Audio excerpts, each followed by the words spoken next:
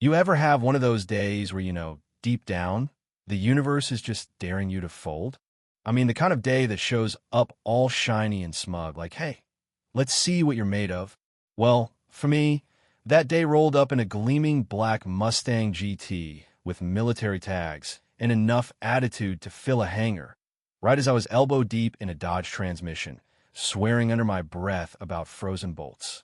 Name's Jessica Taylor, by the way, Jess, if you know me. And after 15 years turning wrenches, most people in this town do.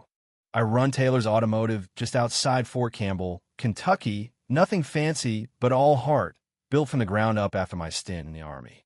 Folks around here trust me, veterans get a break, and my crew Marcus, Ethan, Danathy like family. Last year, I stretched us thin, took out a big loan for new lifts and diagnostic gear. Figured if I was going to do this, I'd do it right, even if it meant a few sleepless nights over the books. So, that Mustang outsteps this tall guy, buzz cut, expensive watch, the kind of walk that says he's used to people listening when he talks. Colonel Richard Brooks, he announces, shakes my hand a little too hard, scans the shop like he's still on base. He wants the owner doesn't clock at me at first, then gives me that look, you know the one, like he's not sure if I'm the owner or the coffee girl. You're the mechanic? Yeah, I am. And that right there is where things start going sideways. His car's got a weird noise, steering feels off, and he needs it fixed yesterday, of course, got some big meeting with the base commander. I tell him, straight up, 2 or 3 days if parts have to be ordered. That's not good enough, apparently. I'm Kenneth Brooks. This needs priority. Now, real leaders, at least the ones I remembered, and throw rank around at a small-town garage, but whatever. I agree to look right away, out of curiosity as much as anything.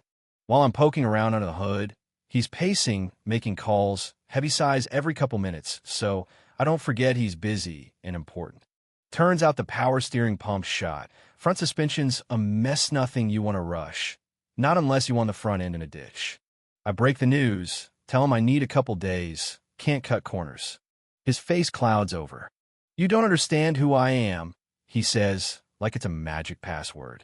Drops a hint about how his job controls vehicle contract for the base. Maybe my little shop could benefit if I play along. You ever smell a bribe disguised as a favor? Yeah, me too. I keep it professional. Sir, we don't compromise on safety. He laughs, tells me any other shop would jump at this opportunity. Maybe they would, I say, but I won't.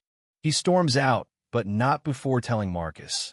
If your boss understood business, she'd take the deal. Marcus is sweating, thinking about the loan, thinking maybe I should have played nice. 2 days later, car's fixed right $1, $8.50, parts and labor, nothing outrageous. Colonel Brooks rolls in, immediately asks for an itemized bill, loud enough for everyone to hear, accusing me of gouging, says he knows the real price of these parts. I pull out the invoices, explain our cost shell, our markup's less than half what the big guys charge. He's not having it. Says he'll only pay $1,200. And when I refuse, threatens to report me for price gouging. Tosses in, real casual, that I just cost myself an $80,000 contract. I cave a little, offer a 10% discount, just to keep the peace. He pays, storms off. Week later, I get an official notice from the base Taylor's Automotive disqualified from bidding, ethical concerns. Next thing I know, customers are canceling appointments, military folks whispering about my shady prices, online reviews popping up, all suspiciously using the same phrases. My team's hours get cut, bills pile up. Laura, wife of a deployed soldier, comes in for a transmission, pays on a plan I try to help. 2 days later, she calls crying. Brooks told her husband my work's dangerous, says I put their family at risk. That's when I realize this man is out to crush me. I nearly give in, almost call him to beg for a truce. But then, scrolling through our security cam footage, it hits me we not fight back. I pull every record. Invoices, time cards, security tapes of his Mustang rolling in, condition of the car. I compare our prices to every shop in town, lay it out plain as day. Then I reach out to Linda Roberts, my old commanding officer. She got connections at the Inspector General's office. Turns out Brooks has a history left Fort Benning under a cloud. Came here just 9 months ago. I share my findings, file a formal complaint to every receipt, every review, Even dig up that his brother owns the shop that's been overcharging the base for years. My new policy goes every customer gets the cost breakdown, dealership comparisons, nothing to hide. I ask satisfied clients to post honest reviews. Suddenly the tide turns. Laura's husband, even from deployment, says Brooks can't tell his family where to get their car fixed. And then, out of nowhere, Sergeant Daniels brings me proof.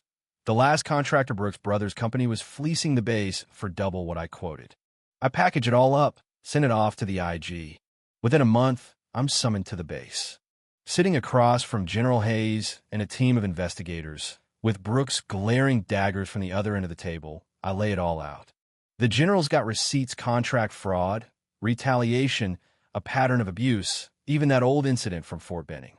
Brooks' lawyer tries to protest, but Hayes just shuts him down. Miss Taylor, the Army owes you an apology, the general says, sliding over a fresh contract proposal, supervised by his office. Colonel Brooks, you're relieved of duty pending further action. That day, everything changes. Brooks is booted, his brother's company is banned, and my shop, my little shop gets part of the base contract, split so small businesses can compete. We hire new folks. Laura's husband. When he gets home in, suddenly people from town, not just the base, are coming in because they trust us. Then comes the twist. Brooks' brother walks in, hat in hand. Says he's sorry, says his brother set the prices, says he's paying back what's owed and shutting down. Sometimes life surprises you, you know? A year later, I'm speaking at a base seminar on small business ethics.